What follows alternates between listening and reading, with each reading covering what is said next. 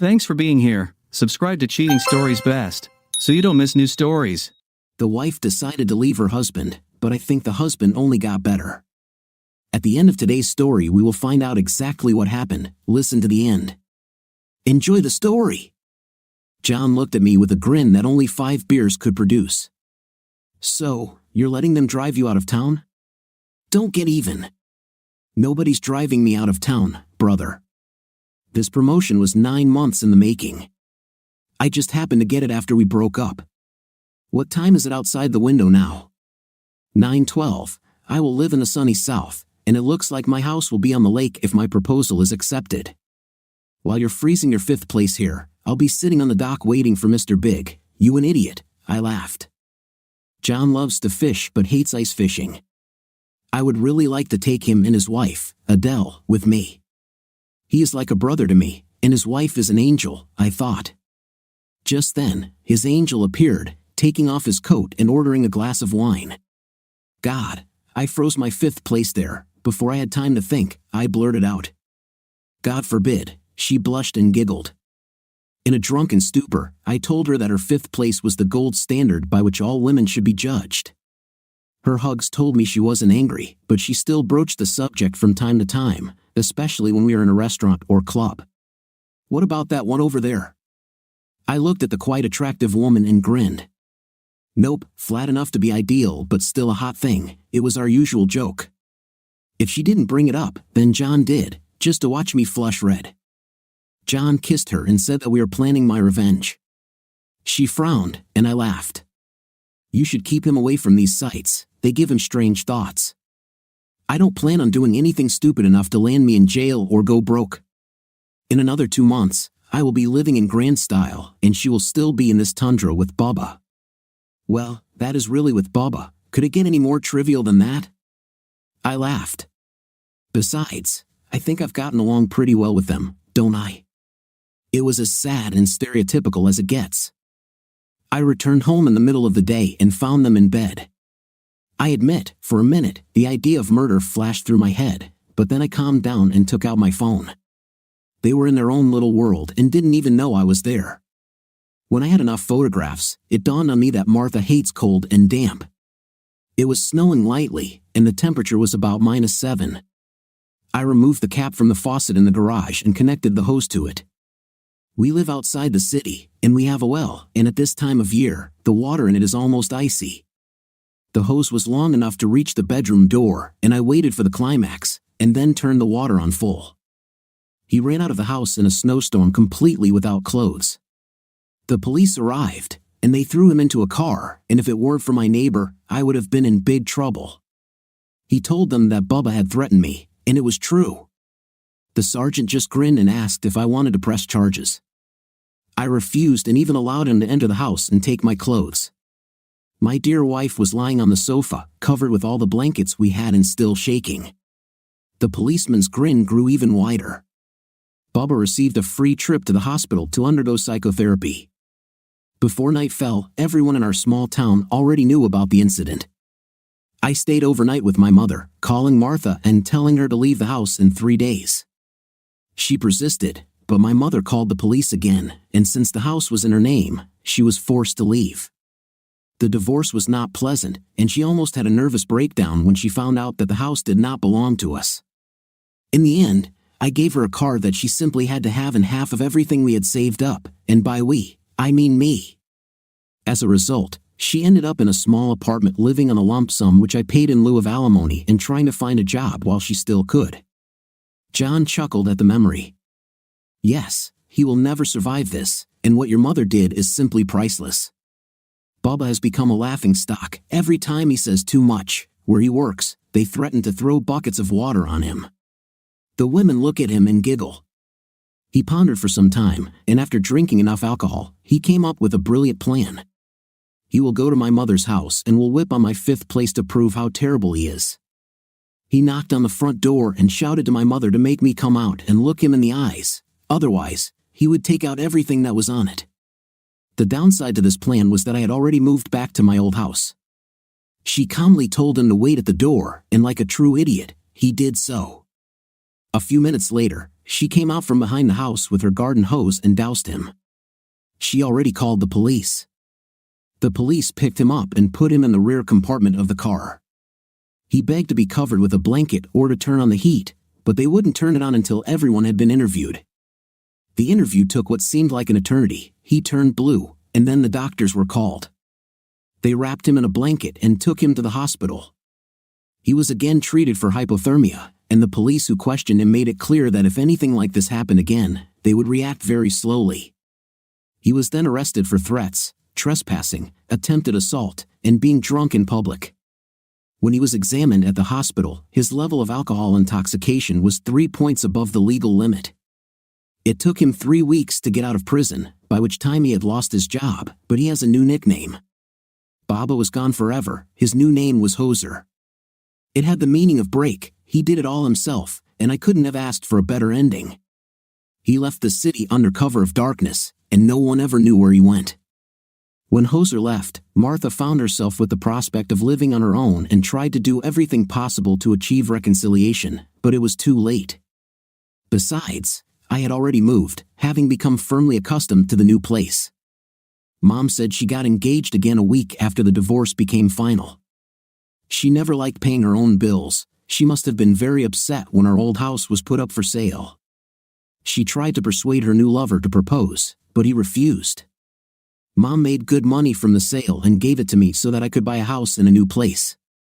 It was almost enough to buy the lake house I had my eye on, and when all the paperwork was done, I still owed less than the price of a used car, which I planned to pay off in 3 years. A few weeks later, there was a knock on my door, and my mother appeared on the doorstep with 3 suitcases. "Bring them inside. I'll live here until I find a new home. What do you think? I will stay in this frozen wasteland while you yourself live here in the sun. Besides, you're my only child, and I don't want to be 500 miles away when the grandchildren arrive." My grandparents died and left her their house, brick in with 2 floors, with an area of 186 square meters on a plot of 80 acres. She got our house and her divorce from my father, who disappeared before the first child support payment was due. Mom was quite smart and constantly updated documents. When he was found 4 years later, he owed a lot of money. The judge forced him to pay it all back, adding 15% a month to the accrued alimony, which he now had to pay, otherwise, he would go to prison. When I graduated from college, he still owed her for 2 years, and she never forgave him. I probably got my vindictiveness from her. When my grandmother died, she moved into her house, giving me her old one. Now I'm glad that we never completed the paperwork. There was a new housing development on the ridge above the lake, and she found a nice 2-bedroom retirement cottage that just happened to be right across from me. I noticed an expensive pair of binoculars on her veranda, and she blushed, saying she was into bird watching. 5 months later, to everyone, I was still a Yankee who had moved into the old Smith house, but Mom was just one of the girls. In less than 3 months, she knew all the gossip in the area. She brought her new friends into this, and suddenly I began to receive invitations to meet my mother's new friends. And by pure coincidence, there just happened to be a nice young lady who was not in a relationship at the moment. Most of the time, they were just as confused as I was, but I made some good friends, girlfriends who didn't mind showing up in a bikini and staying the night. A year later, a woman came to me looking for her sister, whom I was dating. I haven't seen her for months, but now she's disappeared, and her family is looking for her. She got out of the car, and I was surprised to see that with her were 2 children, twin boys who had just turned 6 years old. She had a disapproving expression on her face, but a short conversation calmed her down. I closely watched the children, and they closely examined the pier. "Would you like to contact him?" They grabbed my hands and dragged me along. Their mother called out, "Hey, did I give you permission to get close to the water?" I looked over my shoulder. "It looks like you are in the minority. Take one for safety, and I'll take the other. Let them look around. What could it harm? They might fall. We'll catch them. They don't know how to swim, then it's time to learn." I laughed at the look on her face. Relax, relax. I was a certified lifeguard when I was young, and my first aid certificate is still valid. Let's just make sure we don't need it. As we watched, they ran up and down the dock, and every time they approached the edge, she flinched. After expending some of their energy, they began to notice things like schools of small fish swarming around the dock. I have a habit of feeding them and the big catfish lurking below. I took a can of cheap dog food, punched several decent holes in it, and tied a strong fishing line to one of them, lowering it into the water. After a few days, it was empty, so I pulled out the jar and hung another one. I don't know how legal it is, but it's effective. Fish, yes. Let Dad bring you sometime, and you can catch it, I said. One looked at me with very sad eyes for a 6-year-old child.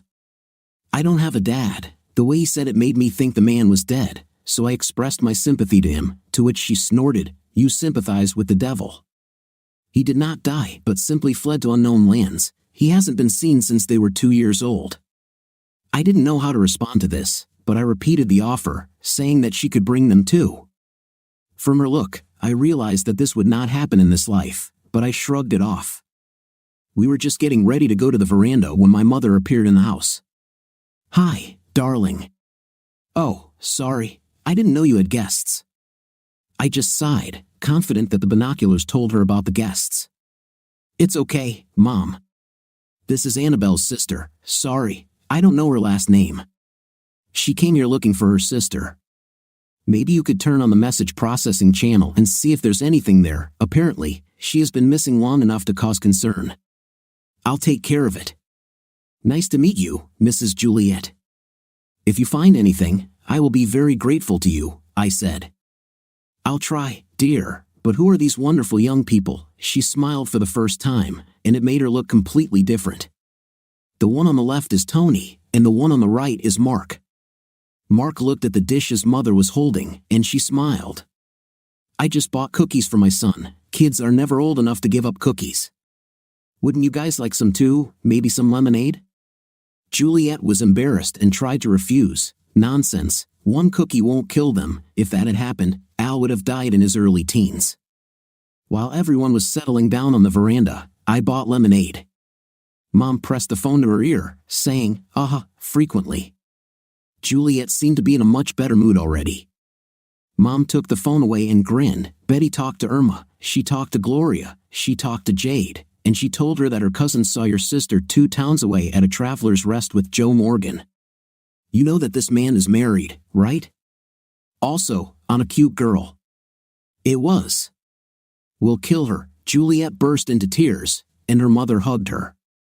The next moment, they were already sitting in her minivan and driving out of town, leaving the children with me. We looked at each other for several minutes. "Would you like to go fishing?" Yes, they really wanted to. I got out a couple of light rods and grabbed some worms from my worm farm, a plastic container that I kept filled with night crawlers, and fed them with compost. I then went to my boat and took out 2 life jackets. "I'm the only one here, and I want you to be safe. If you fall, you will immediately rise to the top like a cork, and everything will be fine. Now, be careful." They tried as hard as 6-year-olds can, and they did a good job. Mark even caught a 1-kilogram catfish. He wanted to keep it, but when I asked if he wanted to personally skin it and fry it, he let him go after I took a photo of them. Tony felt a little deprived until he caught crappie, which is a class of freshwater fish. Rayfin, very good size, and also photographed. After an hour, they began to lose momentum, and we began to fold. I threw the remaining worms back into the container and took the kids to wash. They smelled strongly of fish and bait. To get rid of the stink, they wanted to take a bath, so I put them in the jacuzzi and turned on the jets. They squealed and laughed. As I took their clothes to the washing machine, soon it would be clean and dry. "I hope so," I said. "Do the boys?" Their clothes were just starting to dry when they got out, so I helped them dry off as best they could, and they put on a couple of my t-shirts. They hung down to the knees.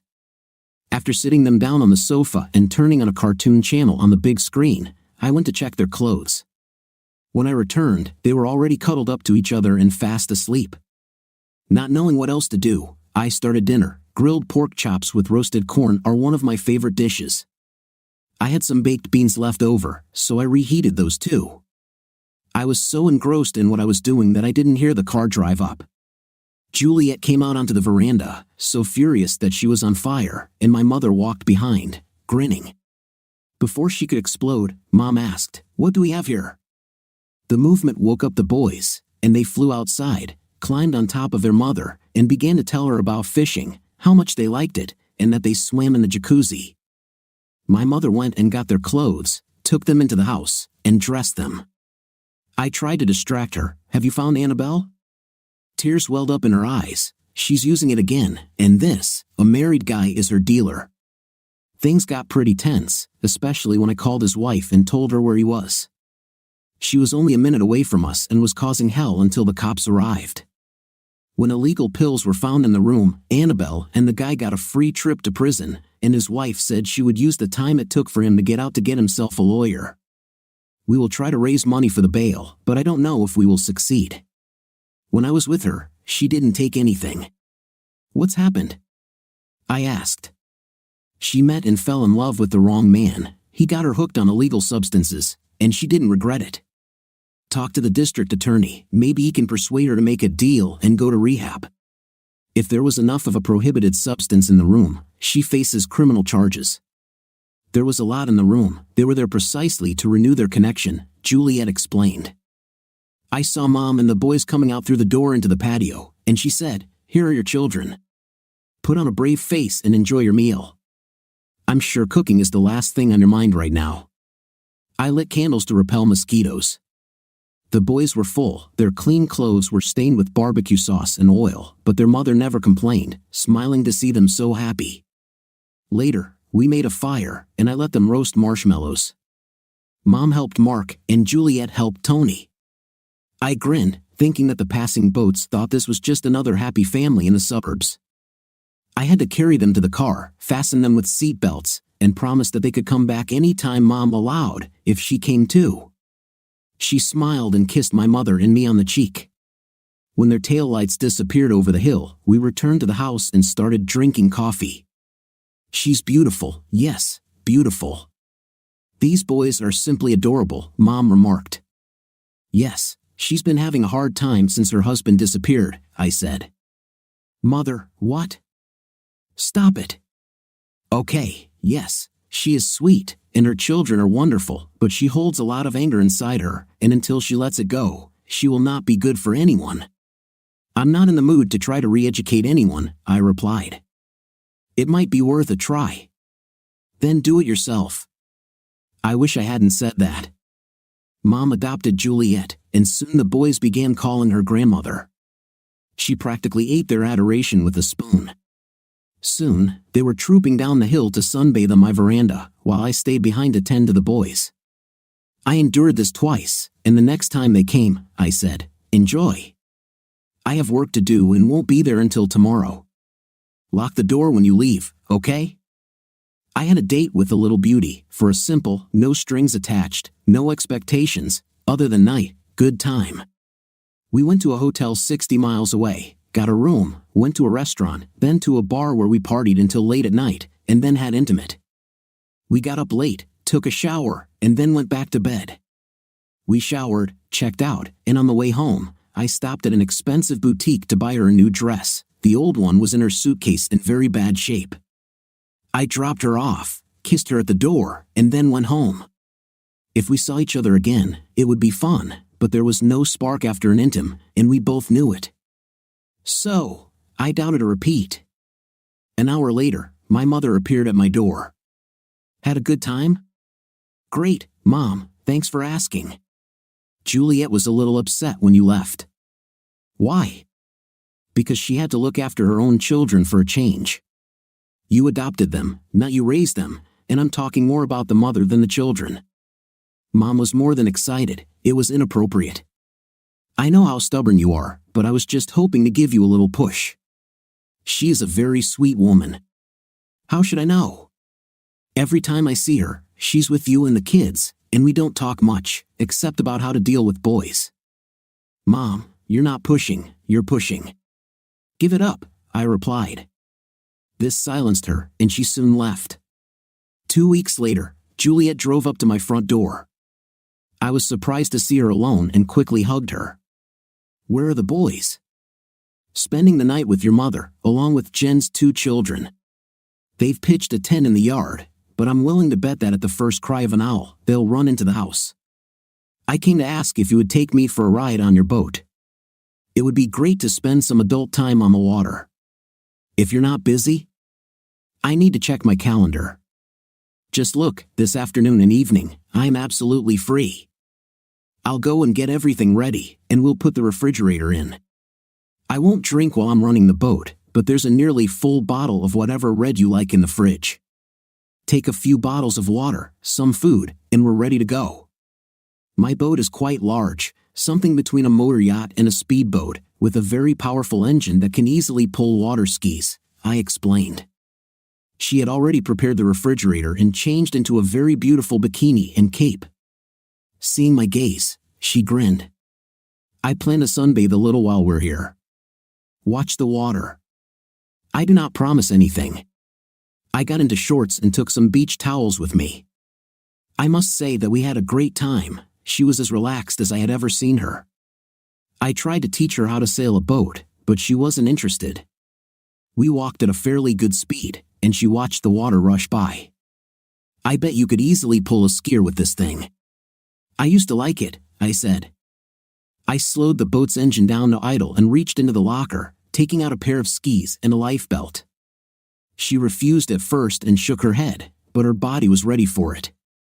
It took her a few tries to get on her skis, but within 30 minutes, she was having a blast. I noticed a couple of boats going by, and the guys were hooting, but I chalked it up to a cute woman in a little bikini. Until I reached out to help her into the boat.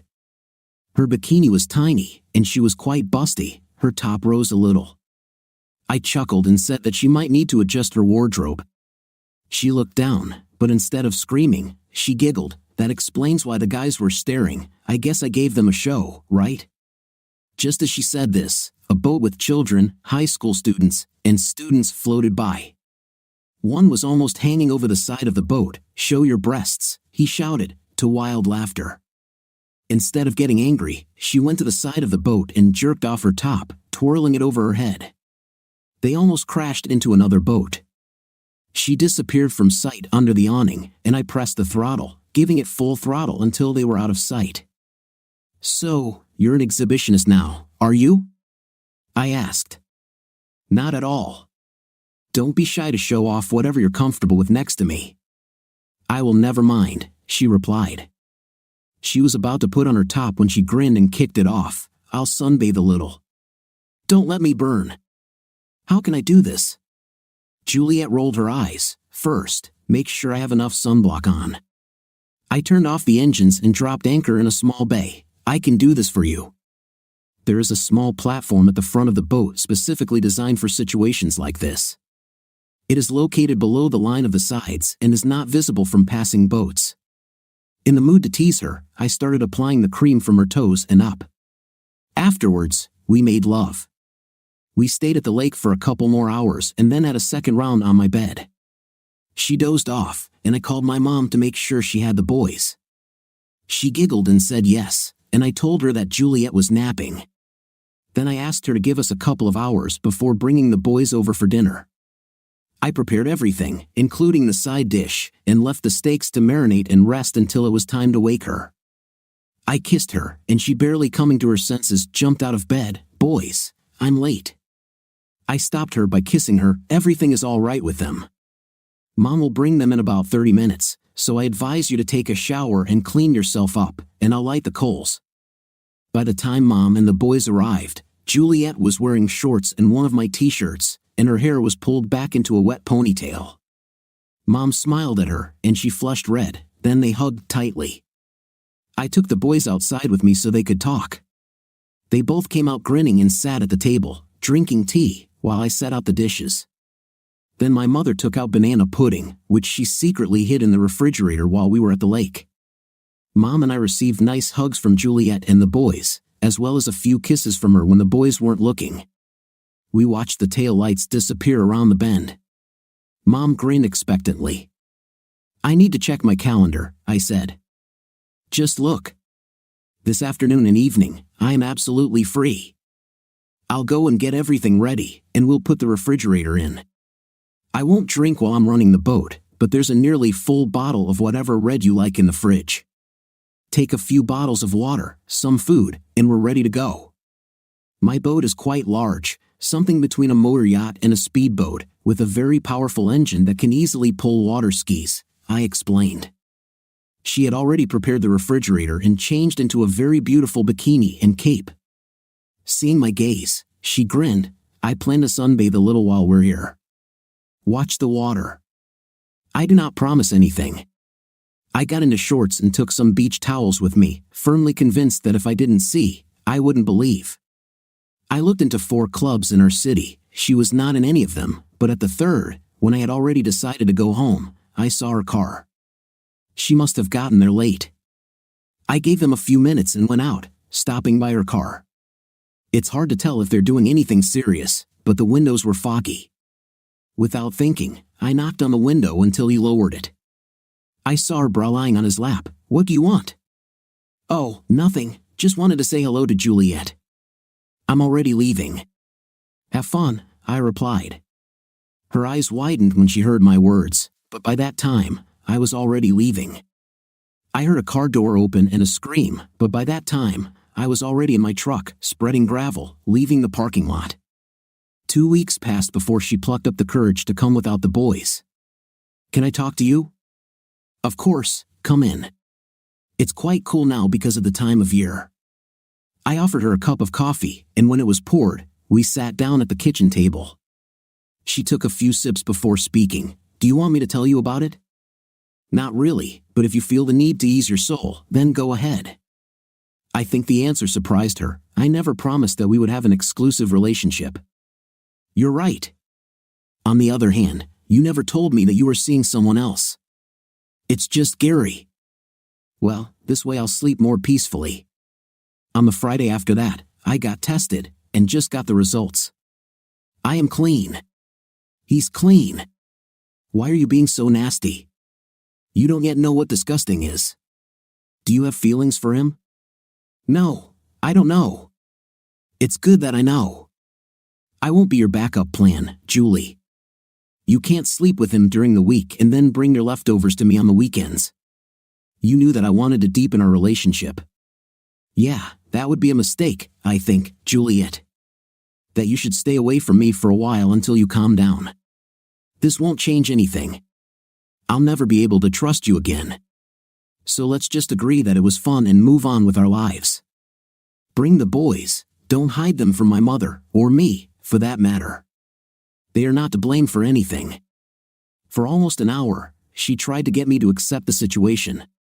Then she sighed, hugged me, and left. Mom was devastated. She became very attached to the boys. A couple of weeks later, she called Julie, said she wanted to see the boys, and insisted that she bring them to visit. She herself did not stay. She dropped them off and said that she would return in 3 hours. My mom said they were really upset that I was no longer dating their mom and asked if she thought I was mad at them. She immediately called me, and 30 minutes later, 2 happy boys were scrambling towards me. I said that they were always welcome, regardless of whether I was with my mother or not, and promised that we would go fishing as soon as it warmed up again. Winter has passed. Snow fell once during the entire season. Back home, the snow fell right after Thanksgiving, and the ground stayed white until late March, a little harsh even for those parts. I persuaded John and Adele to come to me in February. They stayed with me for about a week, and we even had time to go fishing a little. Adele spent time with her mother, and I took John out to play golf, and the week flew by quickly. They were talking about how they didn't want to go back, and I suggested, so move here. I can find John a job where I work, perhaps for about more than he earns now, and the cost of living here is quite low. Both of your parents are retired and live further south, so you might see them more often. I have a lot of space, so you can stay with me until you find something you like. Think about it. I didn't tell them that I had been promoted and was now assistant factory manager with a nice raise and some nice bonuses. They promised to think about it, but I knew that John would not agree. He enjoys his job and has a large network of friends there. Adele would have moved right away. They got married right after she graduated from high school 8 years ago. I wondered why they still didn't have children. She was 26, and John was several years older, and the clock must be ticking.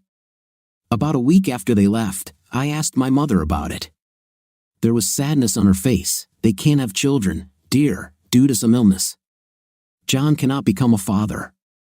Adele wants to adopt a child, but he doesn't really want it. Why? If I were him, I would be all for it, especially if my wife wanted it, I replied. She shrugged. Men are different, dear. He may think that every time he looks at his adopted child, it will remind him that he could not give such a child to her. Who knows? I think she's right. I go on dates fairly regularly. It probably helps that I'm one of the most eligible bachelors around. And although at least 3 people want to deepen the relationship, there is not enough spark to make me think about it. Mom was desperate. Then something happened that changed my life. I got a call in the middle of the night, and I didn't understand a word of what the female voice was trying to tell me. Finally, she calmed down and said that I should come to her. John is sick. I reassured Adele on the phone as best I could and then called my mother. She flew with me. Mom always loved John and Adele, calling him her second son and Adele the daughter she never had. At the airport, we rented a car, and an hour later, we were driving up to their house. Adele met us at the door, limp in my mother's arms and sobbing. I found John on the sofa. Looking at him, I realized that he did not have long to live in this world. Always quite stocky but heavily muscled, he looked as if he weighed 68 kilograms or less. His skin was gray, and his breathing was labored, but he still grinned when he saw me. I know I look like crap, he said. He had cancer, and it was spreading quickly. He resisted going to the doctor until it was too late, and nothing could be done about him other than sending him home and giving him a prescription for painkillers. 5 months ago, he was given 3 months. I sat by his bed, and we talked all night, remembering what we had done, places we had been, friends we no longer saw, moving from one topic to another, sometimes laughing, sometimes silently crying. Closer to morning, he grabbed my hand. Take care of her, dude. Promise. I solemnly promised him, and he relaxed. Later the next day, he handed me a folder, whatever she needs, insurance information, bank accounts. A week after, I found out, I paid for the funeral. She won't be able to think coherently, so you have to guide her, he said. I tried to brush it off. We still have a lot of time for this. You need to hold on. By that time, he was already lying on a hospital bed in the ward and grinning. You have always been an optimist. That night, he died in his sleep with his wife holding his hands. He was 33, and she was 27. The rest was a blur. I notified the funeral home, and they sent someone to pick up the body. The police were called, and the coroner examined his body at the morgue, after which he certified the death certificate. We followed his instructions to the letter, and I was surprised at how many people had gathered, but everyone who knew him loved him. During the funeral, I sat on one side of her, and her father sat on the other. My mother was next to me, and Adele's mother was next to her. I spent my entire vacation helping her with the paperwork that always follows death. I gave a copy of the death certificate to their insurance agent, and a week later, she received a check. The agent was my friend, and everything was simple and clear. In the end, I had to go back to work, and my mother promised to stay with her for a while. She stayed there for 3 weeks, and when she returned home, Adele was with her. Mom said that she wanted to rid herself of the memories that pop up with every step. Adele was like a zombie for another month before she came to me. I need a job. Your mom is great, but I need to go out and at least try to be productive again. After paying off the insurance and selling the house, I have about $400,000, so it's time for me to go house hunting. I was overjoyed that she was going to stay here. I told her how happy I was, and she gave me a rare smile. I would have moved here when you suggested. JN was stubborn. I don't think I could survive another winter there, especially if I was alone. My company hired her based on my recommendation. We didn't work together, but we had lunch together 3 or 4 times a week. She turned out to be very good at the job. She got increasing our department's efficiency by 4%, and although that didn't seem like much, the owners were very pleased. She made friends and found a small apartment. That's all I need at the moment. I think I'd like to live on a lake, so once I'm settled, maybe we could look at a few properties. I'd like to know your opinion. I once saw her in one of the clubs at a bachelorette party. She laughed and was almost constantly on the dance floor, but I noted that she did not slow dance with anyone or take drinks. She and Jan had been inseparable since she was 15, so I guess the club scene and her dating skills were a little rusty. We started talking about it the following Monday during lunch. I saw you on Saturday. You can still move, girl. Adele blushed but then grinned. Why weren't you there? I would love to dance with you. I was in the billiard room participating in a darts tournament. I was doing pretty well until this Brit showed up. I don't know if they invented this game, but they definitely know how to throw.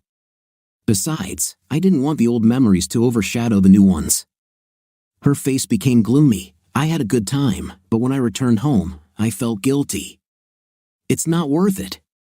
It's been almost a year since we lost him, and you've had many good years. I would kill for a woman to love me the same way you loved him, but he is gone, and you are still here, still young, and deserving of happiness. He must have laughed his head off watching. Why didn't you find someone else? You're not creepy, you have a good job and a house on the lake. I came close to it a couple of times, but it didn't work out. I believe that she is here somewhere, but now she is hiding very well. I wouldn't worry too much. As soon as you stop looking, you will find her. Perhaps she has been under your nose all this time. If that's the case, then the military should immediately hire her as a camouflage expert. We talked about other things and then got back to work. Winter came again, and Adele decided that she had found her betrothed. According to his mother, he is very pleasant, always ready to joke, and quite handsome. Something about his face made me grind my teeth, but she seemed happy, and I chalked it up to misplaced devotion to my old friend. They started dating in the fall, and by February, he was already living in her apartment, and she admitted to her mother that she was expecting a ring soon. I wasn't thrilled with the news, but if she's happy, I'll be happy for her. Then cracks began to appear. He lost his job and was in no hurry to look for a new one. After all, Adele has enough money for both of them. At first, it was money for gas while he looked for work, then she signed him up for her phone plan and paid that bill. If they wanted to go somewhere, it was always at her expense. One day she was in a bad mood at work, and I asked her why. She talked about herself and then blurted out, "He says that you and I can't have lunch together anymore." He said that it was not nice for a woman in a serious relationship to spend so much time with another man. I took a deep breath and tried not to blur out what I was thinking, but I was quite abrupt. We've been friends for 15 years, long before he showed up. If you want to give up this friendship, I have no choice but to agree, but I have to say that it will suck. I didn't interfere in your relationship, but I have to tell you this guy is a loser, Adele. Tell him that if he doesn't want you to go out to dinner with your friends, then he should do something like get a job and pay his own bills, and then spend all the extra money on you. Maybe I should take you out to lunch several times a week at my own expense. I'm sorry, honey, but the cards are open, and to tell you the truth, I can't stand him. You'll be a fool if you marry him, and if you do, don't expect me at the wedding. Good luck, you'll need it. I got up and left in the middle of the meal, and the last thing I saw was her sitting at the table, bright red, with her mouth open. The next few times she asked me for lunch, I made the excuse that I was too busy for it. Every time she saw me at work, she looked like she was about to cry. Then this happened. We were going through one of our rare snowstorms, and I was sitting in front of the fireplace, alternately looking at the flames and the snow falling outside when a car pulled up in my driveway. I wondered who might be out during this storm. There was about 8 centimeters of snow on the ground, and Southerners are not known for their ability to drive in snow. I tried to stay off the roads, not because I couldn't drive in such conditions, but because 90% of my neighbors couldn't. After the snowfall, I laughed until I dropped, seeing all these cars in the ditch. Sometimes he would take a tow rope, put the car in 4-wheel drive, and drive around pulling people out. He didn't take money, but he never refused cookies or cake from grateful wives. When I opened the door, I saw Adele getting out of the car, but instead of rushing inside, she walked slowly. I pulled her into the house and was shocked when she raised her head. Her left eye was swollen and already purple. She walked slowly because she had a huge bruise on her ribs, which made it difficult to breathe. I sat her down by the fire, took off her wet sweatpants and sweater, wrapped her in blankets, and gave her a towel for her hair. Then I hugged her until she calmed down. What's happened? I finally had enough and told Trey to leave. I gave him an ultimatum: get a job and start contributing, or it's all over between us. He said that I want children, but not those who are already 34 years old. It all started when he found a truck that he absolutely wanted and wanted me to make a down payment of $5,000 and take ownership of it. He got very angry when I said that no, if he needs it, then he should earn the money to buy it himself. From that moment on, everything went wrong. He left and came back 3 hours later, driving a truck, saying I had to take my fifth place to the dealership in the morning to give them the check and fill out the paperwork. When I told him not even no, but hell no, he became furious. I bet if your Yankee asked, you would do it for him. Of course, but it doesn't matter. First of all, Al has too much pride to pull a stunt like that, and he always had a job since he was 15. He would have died of embarrassment rather than ask a girl for something like that. She burst into tears for a second but then calmed down, then he hit me in the ribs. I fell but got up. He managed to put a flashlight in my eye before I hit him with all my might. When I left, he was lying on the floor in sounds. I immediately called one of my fishing buddies, who happened to be a police officer, and told him what had happened. She needs to file a complaint right now. Our 4WDs are in use, and they have a lot of work to do due to the snowstorm, but first thing tomorrow, she should come over if she can and do all the paperwork. I'll tell my family that you called because of the snowstorm and have them keep an eye on him. She'll stay with you, won't she? She won't go anywhere, fine. I doubt he'll try to follow her in this weather, but stay alert. It would be a good idea to take a couple of pictures and send them to us while the tracks are fresh. Of course, he is not that stupid. Thanks, Hank. We'll be there as soon as the roads are clear. I'll send pictures in a few minutes. It turned out that he was just that stupid, and the alcohol he drank further lowered his IQ. Like I said, I live right on a lake, and my backyard overlooks it. He drove into the lake while driving a new truck, hitting my truck because he couldn't stop. He spun and rolled towards the water, and when he stopped, the back end was already in the lake, and no matter how hard he pressed the gas, it did not move. I don't believe in guns, which amuses my new friends immensely, and now I think I ought to listen to them.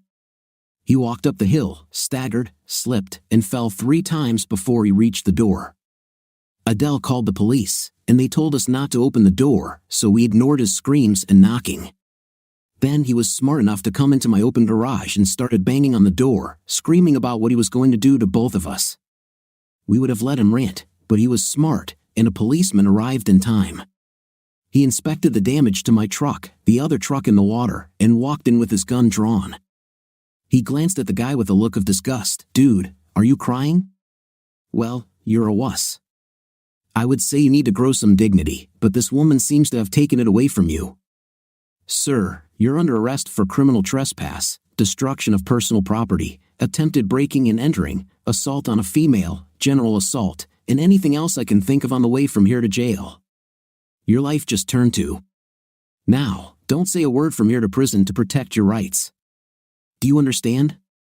He left it lying in the cold garage while he took readings, and then I had to help lift it into the back of the SUV. I pulled Adele into the shower to warm her up and left her with one of my t-shirts and a thick robe. That night, she slept with me for safety, but it still felt very nice when she snuggled up to me. The next morning, I woke up before her and saw my mother in her kitchen, smiling like crazy. The smile disappeared when I told her what happened. Put the coffee on and start breakfast. I have some important motherly things to do. They didn't come out until breakfast was ready, and I was surprised at how much Adele ate. By noon, most of the road was cleared, and Mom took her home in my truck to pack some things she wanted to keep. She offered to keep her for a while until she felt safe. They returned home with gloomy faces. Mom told me the news. He trashed the apartment, broke the furniture, and threw it out into the snow.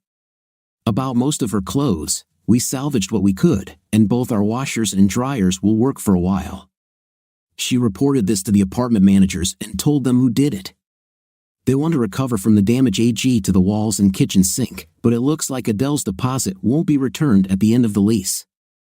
The attack happened on a Friday, so he didn't appear before a judge until Monday.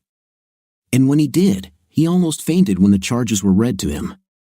The car dealership where he took the car was pursuing him because in the 2 days it took for the tow truck, it completely went underwater, destroying the engine and the value of the car. Even if it were repaired, it would have to be sold for salvage, and most banks will not give a loan for salvage. The truck was 3 years old and was valued at $34,000. The trespassing charge was upgraded to a felony, which was much more serious. The damage done to my truck was $6,000, and since the truck he was driving had dealer plates on it, the dealership had to pay for the repairs, which they immediately attached to their claim. The damage to the apartment amounted to $4,000 for repairs, and her furniture and personal belongings were estimated at $3,000. Then came the assault charges. In this state, assaulting a woman is a really serious matter. Add to that 2 charges of attempted assault and attempted breaking and entering, and he found himself stranded on the headwaters of the creek, which is to say completely screwed without even a boat, let alone oars. His bail was set at $200,000, and there was no way he could post it, not even the 10% that a bondsman would require. The judge asked him why he was covered in purple stripes, and when he found out the reason, he could hardly contain his laughter. He couldn't afford a lawyer, and a public defender told him his best option was to plead guilty. The district attorney consolidated all the felonies and dropped some lesser charges, but he will have to serve for years before he is eligible for parole. When everyone involved filed civil suits against him, numerous judgments were entered against him. When he is released, he will have approximately $120,000 in debt. No one involved believed they would see a penny unless they won the lottery or inherited a ton of money, but that would prevent them from getting anything that required payment for at least 7 years. Adele had to undergo therapy because of her fear. Almost a year passed before she was able to return to normal life. She bought a gun, took safety and concealed carry courses, and carries a gun almost everywhere. I even bought myself special pocket holsters that allow me to shoot without taking out my weapon. Mom kept her for 6 months, and she spent a lot of time with me, sleeping in the guest room. This usually lasted until about midnight, after which she would slip into bed and snuggle with me. This always made me happy and sad at the same time. One evening while a woman I was dating was visiting me, Adele arrived unannounced. By then, she had her key, so she simply unlocked the door and entered. Buntai, a nickname she earned for being as small as a bantam chick, and I were at the very beginning of what I hoped would be a very pleasant night. Adele shouted something to me as she came in, looked at us, turned around, and ran out. I had to close the door behind her. Buntai looked at me with an unkind look, wanting to know why she had a key to my house. When I told her the story of my long relationship with Adele dating back to elementary school and how her husband was my best friend, she calmed down. At the end, I talked about the incident that led to her having a key so that she would always have a safe place. She giggled, my hero, who would have thought that a fishing rod could become such a formidable weapon? If her ex didn't know, he knows now. The cops said some of the damage we did would last forever, for the rest of his life, in and out of prison. Every time he thinks about doing something stupid, I hope he gets hurt. Call her and tell her to get her 5th place back here. I want to meet your sister. It took an hour to persuade her to return to the house. Buntai met her at the door, hugging her tightly and kissing her cheek, and whispered in her ear, he can be a little grumpy. Your return ruined all his plans. Well, I heard that delayed gratification makes it sweeter, a lesson he would have to learn. Addie blushed and giggled, and as they walked into the house holding hands, I knew I was in for a long night. They were still giggling and sharing secrets, starting on their 3rd bottle of wine when I gave up and went to bed. In the morning, I got up early, so I set the coffee to brew, and then woke Buntai up with a strong kiss. Get up, lazy one. Breakfast will be ready in 30 minutes. She made a sound and tried to wrap her head up, and I pulled the blanket off the bed, admiring her tight little body in tiny panties and a nightgown. She growled, but I scooped her up into my arms and kissed her again, then pointed to 3 ibuprofen tablets and a glass of water on the nightstand. She swallowed the pills and washed them down with water. Give me an hour before breakfast. I'll go pick up your second girlfriend. I hope she feels as bad as I do. I fiddled around, drank some coffee, then put on another coffee pot.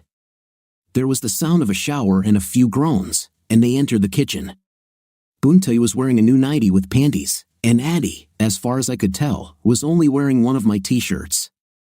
They giggled at my face and teased me without mercy while they ate breakfast. This afternoon, we will go boating.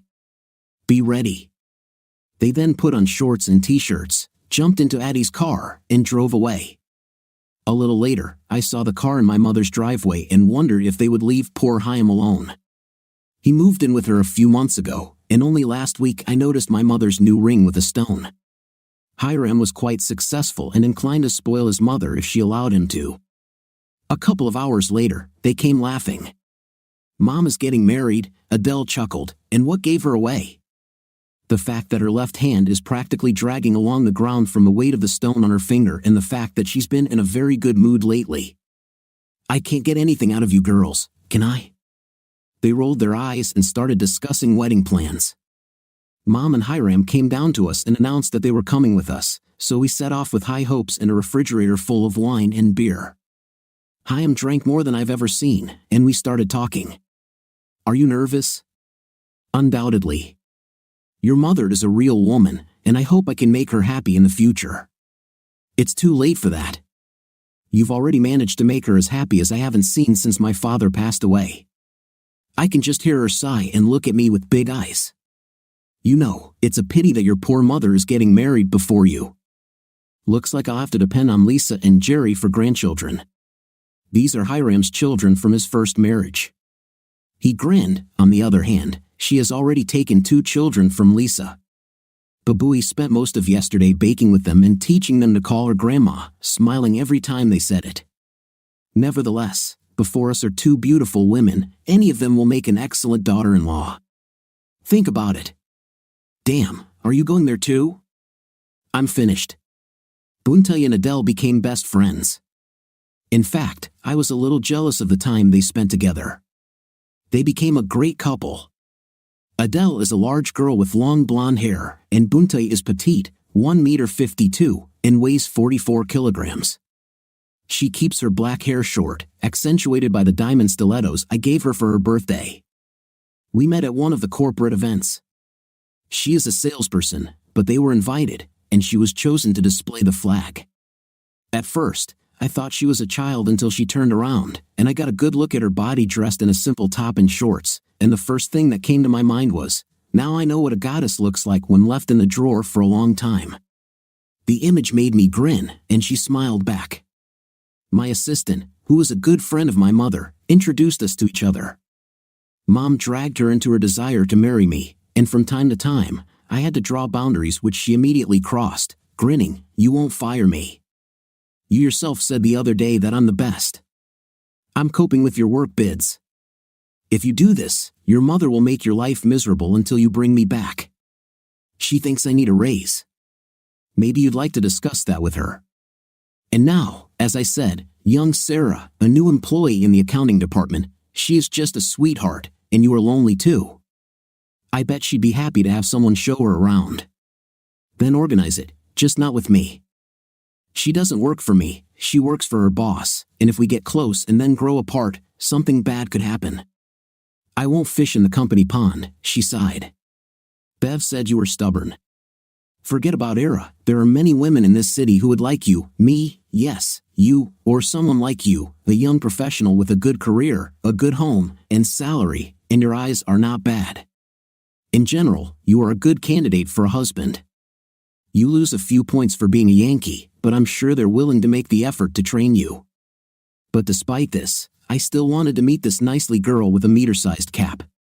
She seemed pleased to meet me and then turned to Gladys. "I am 23rd or 24th, Gladys blushed, and this seemed original to me.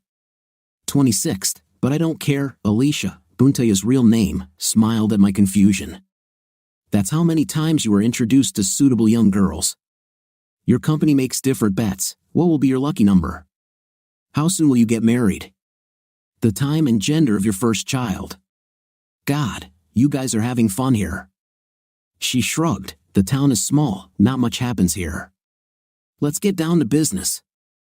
I'm 27, I've never been married. I have 3 brothers and 1 sister. I have a good job, and, of course, I'm very hot in bed. Helpful information. I'm sure you know everything about me down to my underwear size, but I'll tell you about the main thing. I'm 34, I was married once, and it didn't end very well. I own a house on a lake. I like to fish and spend time on the water. And if we start dating, the level of yours I define intimately from. The source you prefer knitted boxers with an 86 waist. Lake fishing is boring for you, better stream fishing and spinning. You'd rather hunt fish than just sit in a boat sipping beer and hoping for something to kill on your hook. Well then, we will remain unconvinced. There is something soothing about sitting in the middle of the night and listening to the sounds of nature under the full moon. If you are a stalker, a persistent pursuer, then I am more of a predator sitting in ambush, knowing the character and habits of his victim, and silently waiting for the opportunity to strike without warning. Then I'll keep a close eye on you. I wouldn't want to fall into a trap. Let's take some water, find a shady place, and discuss everything in more detail. I chuckled, a typical southerner. She prefers to do business in the shade when it's hot and in the sun when it's cold. Practicality has been developed over centuries. I turned to talk to Gladys but found that she was not there. Where did Gladys go? I can still see her grin. She probably decided to tell the person who chose 26 that he will soon become much richer. This is how our relationship began. We talked for another hour until it was time for her to leave.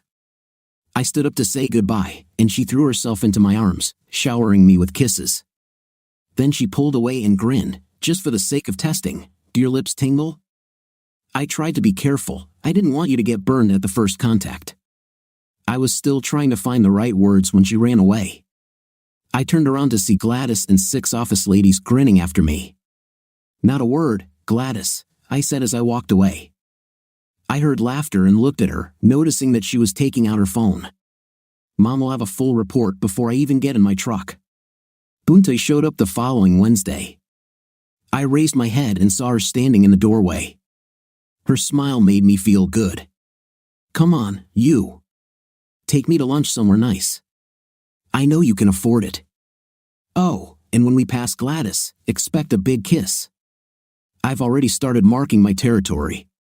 It was a really big smack, and when she released me, I grinned at Gladys. I'll be back later, Gladys. Send SMS if anything happens, she muttered, fumbling for her phone. Yes, boss. Gladys, if my mom needs to contact me, I'm at Honey Hog. Alicia was still laughing when we walked out the door. Lunch turned into dinner. I took her to the nearest big city because the choice of entertainment in a small city was, to put it mildly, small. I think she enjoyed the theatrics of being in front of a dinner crowd, and we walked around a bit before heading home. She felt very good being on my arm despite the difference in height. Over the next few weeks, we talked and texted a lot. I felt like we had reached a milestone when she invited me to Sunday dinner to introduce her to her parents. I think they liked me. Her father turned the kitchen equipment around, and 5 Boston loaves were cooked on the grill along with 3 chickens and a brisket. You shouldn't start a fire just for a couple of cigarette butts, he told me as I stirred the coals, and he tended to the meat. I watched and learned because I wanted to be able to replicate what he did. We talked about different types of meat rubs and favorite sauces. He was surprised that I preferred the vinegar pepper flake version to the sweet Piedmont sauces. We stayed with him for about 45 minutes before a very angry woman appeared in front of us. That's enough, Daddy. Let him go. Mom hasn't gotten to him yet. He kissed her cheek and grinned. And he's not bad, dear, for a Yankee. I wondered if this was a sign of approval. Alicia's mother is almost as petite as herself, but she has blonde hair. She is sweet and unassuming, but when the conversation ended, I realized that this was precisely the interrogation methods of the Gestapo. She smiled sweetly and kissed me on the cheek, telling me to go help her husband while they prepared the side dishes. I grabbed a couple of bear claws, Danish almond scones filled with fruit jam, and started pinching them off while he sliced the brisket. He hadn't touched the chickens yet, and when her brother showed up, it reminded me of documentaries about hyenas butchering a carcass. Having had their fill, everyone sat down in the rocking chairs and chairs on the porch. Bunte led me to the swing where she could snuggle with me. We talked about everything under the sun, and the conversation turned to fishing. Suddenly, it turned out that her brothers, their wives, and, in the case of one of them, the girl, were going to go on our boat this coming Saturday. Dad and Mom were planning to sail with us next Saturday. Later, walking her home, I couldn't resist teasing her. Our boat, yes, you stupid man, our boat. I need you to get used to the fact that I have grabbed you with all my claws, and I'm not going to let go. Do I have the right to vote? Yes, you need to learn to say yes, honey, quite often. But if you can't feel what I feel, take me home, otherwise, we will sleep in my new house today. This is a hint of what I am suggesting. I don't know when she lost her bra, but she unbuttoned her blouse and showed breasts like I've never seen before. Her clothes never made it inside the house. The next morning, I had to go out and collect it and warm it up in the dryer. The next morning, we made love again, and when we finished, she sighed and hugged me. I love you, baby. Then it dawned on her what she had said, and she screamed, running into the bathroom. I flew right behind her, and she tried to hide in the shower. Say it again, I demanded. I didn't mean, I spanked her 5th place, and she squealed, but not with pleasure. If you don't want to have a red 5th place, repeat it again, I said firmly. I love you, she whimpered. Sorry. I should beat your 5th place black and blue for apologizing. If she weren't so beautiful and I didn't like her so much, I would have done just that. Now listen to me. You will repeat this to me at least every half hour until I take you home. Understand? When I decide that you are serious when you say this, I will tell you the same thing in return. By then, she was crying hard, so I turned on the shower and gently washed her while she sniffled. By the time we had finished, Buntai had come to her senses and was smiling again. She wore one of my shirts, and it came down to her knees. I noted that only one button was fastened. Her phone rang, and she grinned. I love you. That's better. Well, shall we have breakfast? She giggled and ran around the kitchen, getting to know her while I finished cooking. Looking at her plate, she grinned, corn porridge. I like its taste. Shut up and eat. While we were washing the dishes, the doorbell rang. I will open, she took off, and I immediately followed her. At least she buttoned her shirt. Mom stood there and looked at us questioningly, and then grinned, introduced me, honey. I was deprived of this opportunity. Buntai grabbed her hand. Hello, Mom. I'm Alicia, but most people call me Buntai because of my size. I am your future daughter-in-law when your son is wise enough to propose to me. Mom's smile spread across her face, and she hugged her. He's a little slow sometimes, honey, but he usually gets where he needs to go. She stopped to kiss me on the cheek. Make us some fresh coffee, honey. Alicia and I may be late. I'm sure you have some urgent business outside that needs to be done in an hour or so, right? Crap, I had been driven out of my own home, but every good general knows that when he is outnumbered and outgunned, the best option is to leave the battlefield. So I put down the coffee pot and went to wash the boat. When I got up from the dock, my mother was already walking out the door. She smiled and kissed me on the cheek, then she warned, "Don't screw it up." Buntai began to smile, but before she could speak, the phone rang again. I love you, I hugged her and kissed her on the cheek. I love you too, baby. Have you and your mom already set a date? When she stopped crying, I grinned again. No, we have to come to an agreement with my mom. I'll call her right now. We'll be at the house with our moms until tonight, so order takeout, and we'll all be there by 6 o'clock. Then she walked up the door and left. I went on a boat, sailed without any purpose, thinking about life. Then I decided that fate was giving me a golden chance for happiness, and I must be sure that I would use it successfully. The Chinese food arrived immediately after I returned, and 5 minutes later, they were walking through the door, binoculars. They had reinforcements with them, Adele and Buntai's older sister. She was the first child, and Alicia was the last, so there are 8 years between them. She is also about 1½ meters tall. I smiled at Alicia. Maybe they should have given you the nickname Rundy Runt. I hope the handprint on my cheek disappears before I have to go to work. By the time I arrived at work, everything was already known. I received a letter from one of the managers who thanked me for my determination. It looks like he was the one who bet on 26. Gladys kissed me deeply. Don't forget to tell everyone that I introduced you. When is the wedding? I don't know. Didn't the girls call you last night to ask your opinion? I just disappeared when they tell me. She blossomed slightly. We are thinking about the last weekend in June. It will be quite hot by then, but we can handle it. Here's your solution. Well, it looks like I'm no longer in control of my life. It annoyed me, and it didn't help how they were pushing their agenda. 2 weeks passed, and again my mother, sister, Adele, Gladys, and some others I did not know about the wedding plans began to tell me about the wedding plans.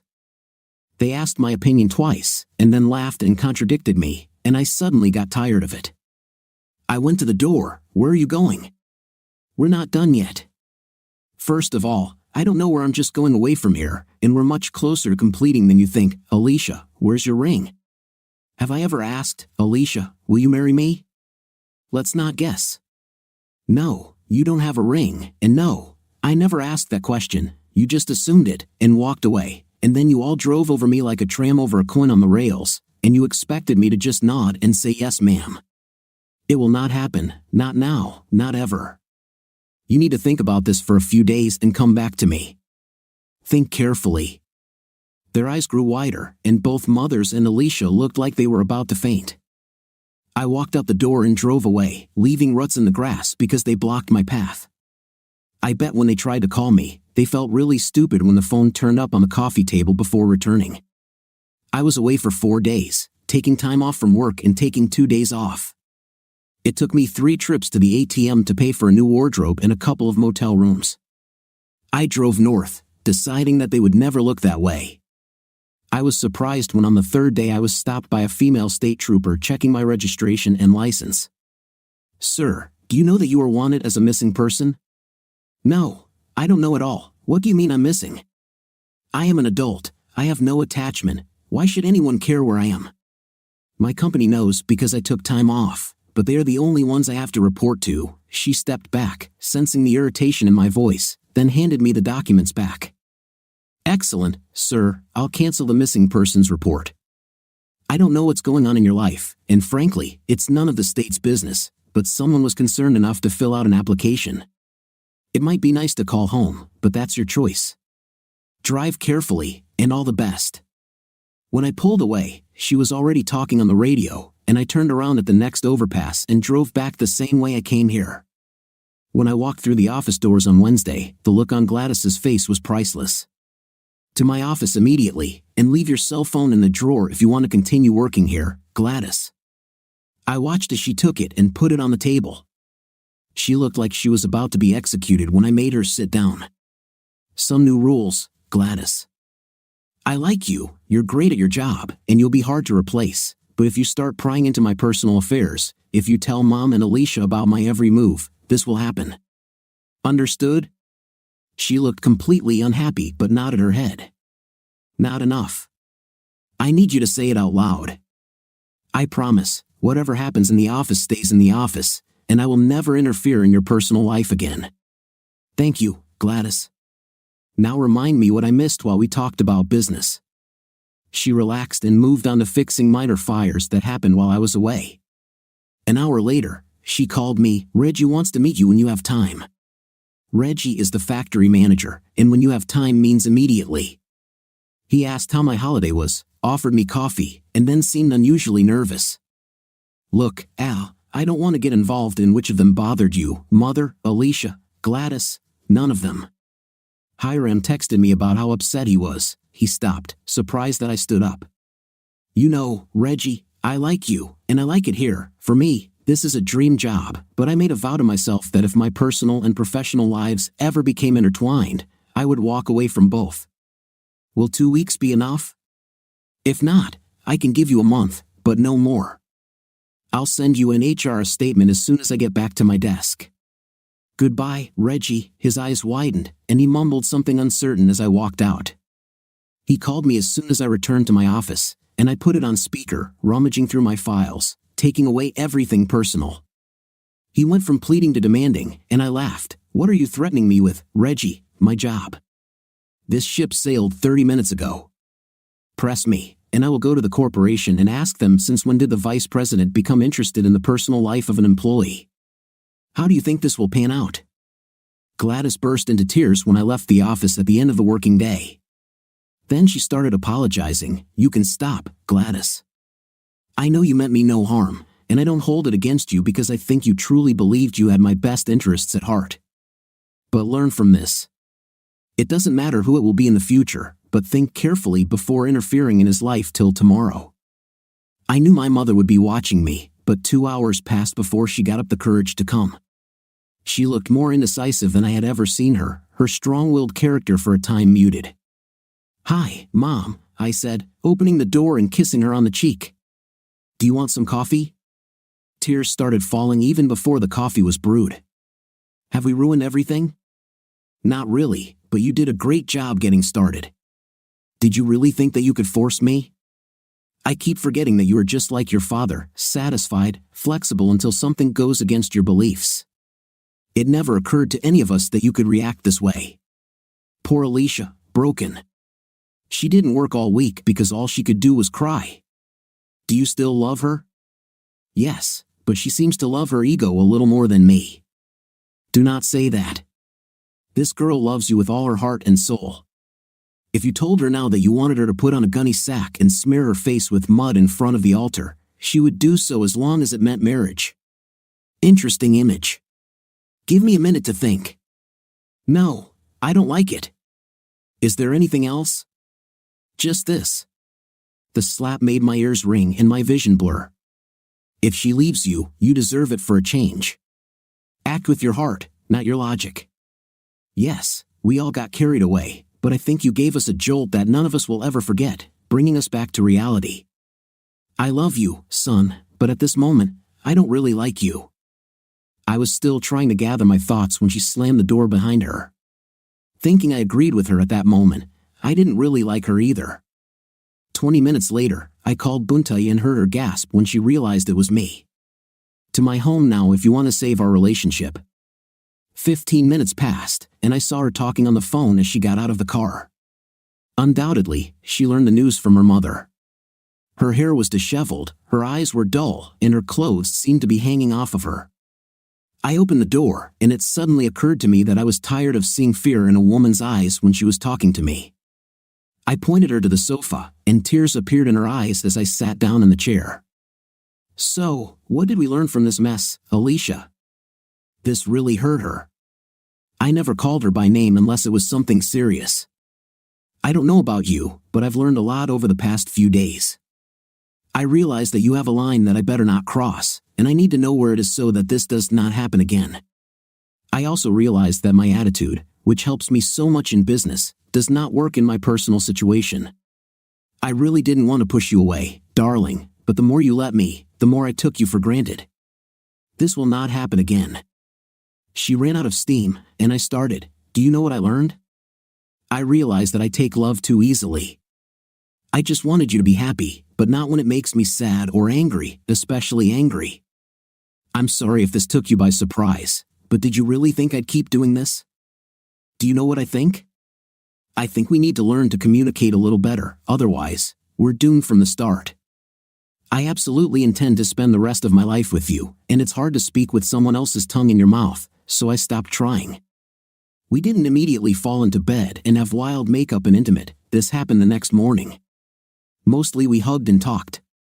The conversation turned to children, and I said that I would like to have at least 2, and she laughed.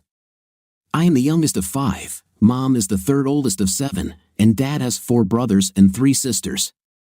I don't think I need that many, but 4 is a good round number." She moved in with me the following week, so by the time we got married, we were practically an established couple.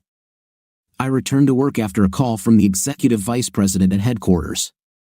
"I'm waiting for you at work on Monday." Reggie told me what happened, and I'm reading between the lines a little. "I can assure you that from now on, your personal life will remain private. The future is yours, Al. Reggie is retiring in 2 years, and we have already decided that you will take his place. I'm also giving you a 5% raise to show how serious I am. Now go back to work." My relationship with Reggie never recovered, but he and I got along. Reggie was given a big send-off when he retired, and I was just settling into my new office when a grinning Gladys walked in. I took her with me, increasing my salary in connection with new responsibilities. I already knew that smirk. She knows something I don't, and she's about to burst. "Your wife is here.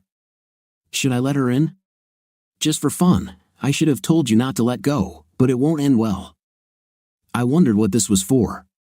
If Bunte wants to see me, she usually just comes in. She came in, and both mothers were with her, and it scared me. She grinned. Relax, dear. I hope the news is good. I just returned from the doctor. We're having a baby in 7 months. You will be holding your son or daughter, or maybe both. There are twins in our family. I almost fainted. We tried for a whole year, and after 8 months, we went for tests. Her doctor told us, your swimmers can get to the Olympics. Alicia, if you were even more fertile, you could grow crops in your womb. You guys just need to relax. Your first child is about to arrive, and now they are here. Yes, her family actually had twins, and now ours too. The mothers were in seventh heaven, and Alicia cried her eyes out when we handed them over to her. She could still have children, but the window was closing, and after the cruel twist of fate, she became much more careful in relationships. Bunte took all the maternity leave she could, and when it ended, she simply didn't return to work. We could easily afford it, and it seems that this is the best way. If things got too hard for her and she felt overwhelmed, one of the moms would immediately give her a break.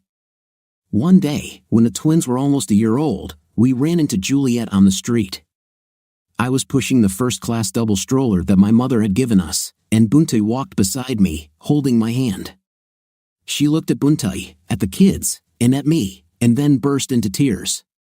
I suspect she regretted the missed opportunities. Bunte asked who she was, and then smiled sadly. Whoever didn't have time is late. I think she now regrets that she didn't make the best choice, but her time has passed. Now, you are mine, and nothing will ever change that. Mom was still close to Juliet and loved Tony and Mark very much. Sometimes she left them at her place for the weekend, and they always ended up at my house. And if the weather was right, we almost always went fishing. I still threw their birthday parties, starting them again the second year after Juliet and I broke up. As they got older, they and their friends would stay overnight, and it always included catfishing. Juliet would come to the party and then disappear as soon as it ended. She had been in a relationship, even married a guy she dated for a week, but it ended after about 18 months, and she seemed to have given up the search. Although I was still working from home, I was promoted to become a regional manager in charge of 4 sites. The salary increase was pretty good, and we put most of it in the bank, using some of it to fund college funds. I just received my first annual bonus for a new position, and it was enough to shock me. I had a Bermuda vacation planned for the first week of February that included both mothers, Chaim and Addie. We enjoyed the sun and sand, played with the little ones on the beach, helped them build sandcastles, and held them in our arms while the warm waves splashed at their feet. The mothers stayed at home, and Bunte, Addie, and I visited a couple of clubs. Motherhood benefited Bunte by enlarging her breasts. Adele was 31 by then, still slim, still beautiful, and still had a killer butt. They often pestered her. She smiled, danced with a guy if she liked him, but she rejected most of them. One became quite aggressive and did not let go of her hand. I think the look on my face told him it was a bad idea, but really, he should have been watching Bunte. Her legs were tiny, but I bet it hurt like hell when she inserted her dignity right into it. He deflated like a balloon running out of air as Bunte and Addie watched him with wide grins on their faces. We soon left, and he was still lying on the floor. Apparently, he doesn't have many friends. The ladies gave me a surprise by leaving Chaim and me with the kids while they spent the day shopping, dining, and briefly relaxing on the beach topless. It was after dinner and 4 drinks, and they forgot the sunblock. They came in giggling and snuggling, gave me lots of kisses, and went straight to bed. The next day, I noticed that they were not feeling well and found out that they were all slightly burned. Our hotel has a private beach, so the first thing they did after lunch was take off their tops and apply sunblock. They laughed at my expression and then blushed when I told the moms that they still had it, and Adele was just as impressive as I always imagined her to be. Bunte looked a little annoyed until I picked her up and held her close. The other lady screamed as she ran into the ocean, with them right behind her. I'm sure there was talk at the country club. Chaim just stood there with his mouth open.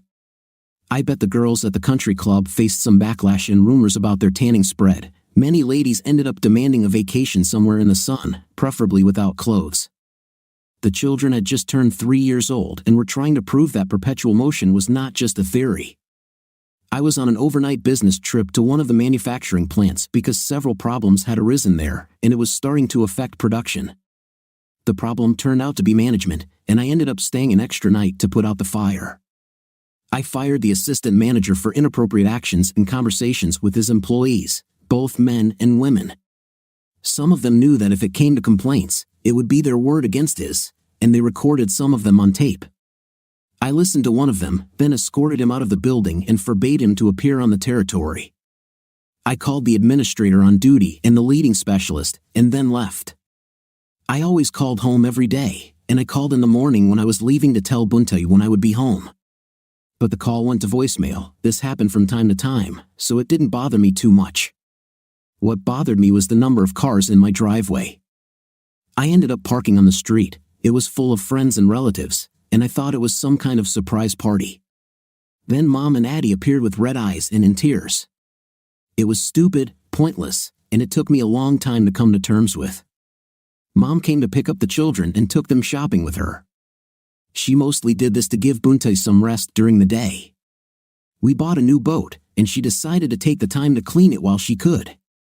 It was the beginning of March, and the day turned out to be warm, although the wind was quite gusty. Her mother found her floating face down in the water near the pier. When she pulled her ashore, it became clear that it was too late. But she immediately called 911 and performed chest compressions until paramedics arrived. The doctors did everything they could, but it was too late. The official cause of death was drowning. She had a sizable bruise on her forehead, and authorities believed that a gust of wind had caused her to fall from the boat, hit her head on the side or dock, and drowned in an unconscious state. I barely remember that time. There was a large crowd at the funeral. Buntai was very popular in the community, and I was a prominent figure in business circles. I don't think anyone came to the funeral for business reasons, but rather to show their support. She was 30 years old when she died. It was 2 weeks before I was back at work, and probably 3 months before I was back at full capacity.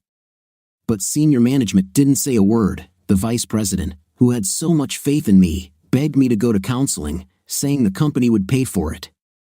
Addie practically dragged me to the sessions, but after 5, I managed to cope with everything. Both mothers took turns caring for Johnny and Carol, and Adele came every day. I ended up decorating her bedroom because she stayed at my place 3 to 4 times a week to look after me and spend time with the kids. One day, almost a year later, I asked if she was tired of us, and she surprised me by bursting into tears. Mom seemed to be unhappy too. 2 years later, I surprised Addie by telling her we were going to the Christmas dance at the country club. She seemed hesitant and asked if I would like to go with someone else who might interest me romantically. The look on her face was priceless when I replied that that was why I was taking her with me. She burst into tears and ran into her bedroom, slamming the door. I sat on the sofa and tried to understand how I could misunderstand her. Poor thing. The door opened, and she sat down next to me, almost timidly. "Are you sure?" "Absolutely.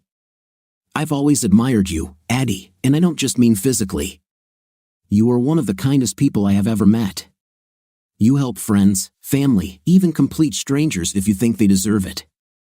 We have always loved each other as friends. It was just bad timing and serious insecurities on my part that prevented us from being together."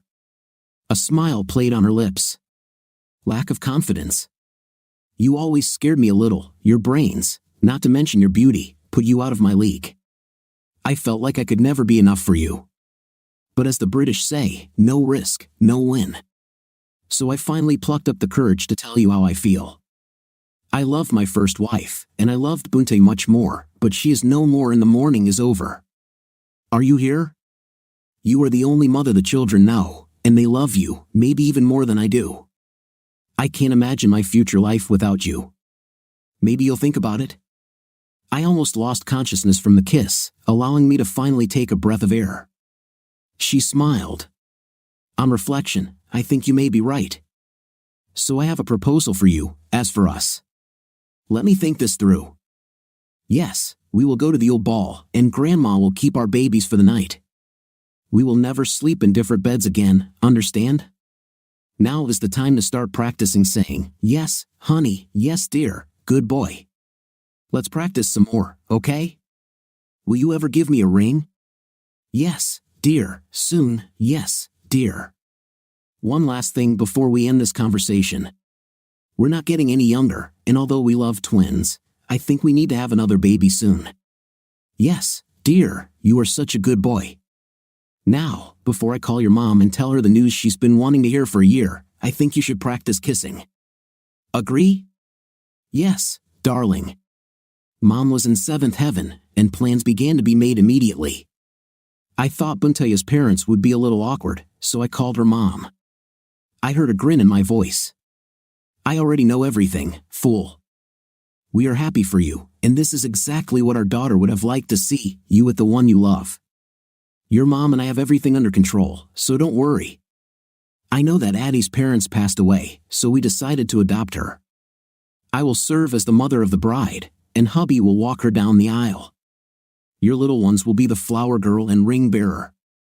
Well, Buntaya's two brothers were the best men.